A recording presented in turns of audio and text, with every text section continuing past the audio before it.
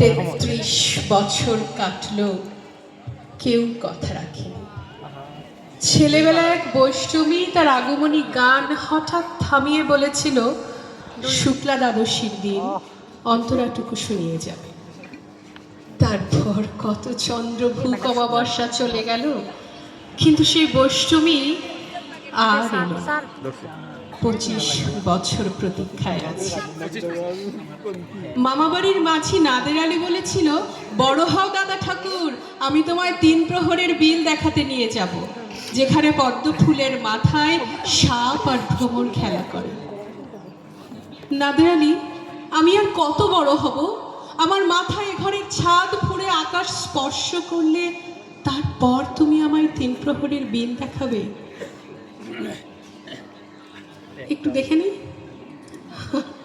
অনেকদিন করি না তো, একটু ভুলে গেছি।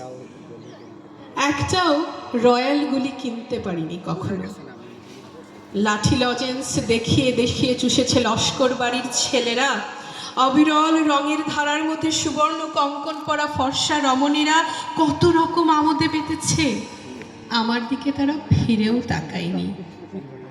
বাবা আমার কাঁধ ছুঁয়ে বলেছিলেন, দেখিস একদিন আমরাও।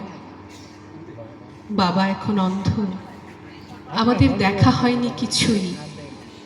সেই রয়্যালগুলি, সেই লাঠি লজেন্স, সেই রাস উৎসব আমায় কেউ ফিরিয়ে দেবে না। বুকের ভেতর সুগন্ধি রুমাল রেখে বরুণা বলেছিল, যেদিন আমায় সত্যিকারের ভালোবাসবে, আমার বুকেও এমন আতরের গন্ধ হবে। ভালোবাসার জন্য আমি হাতের মুঠোয় প্রাণ নিয়েছি, দুরন্ত ষাঁড়ের চোখে বেঁধেছি লাল কাপড়, বিশ্ব সংসার তন্ন তন্ন করে খুঁজে এনেছি 108টা নীল পদ্ম। তবু কথা রাখেনি বরুণা।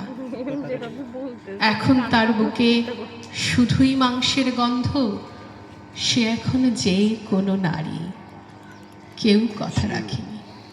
33 বছর কাটলো, কেউ কথা রাখে না। ধন্যবাদ।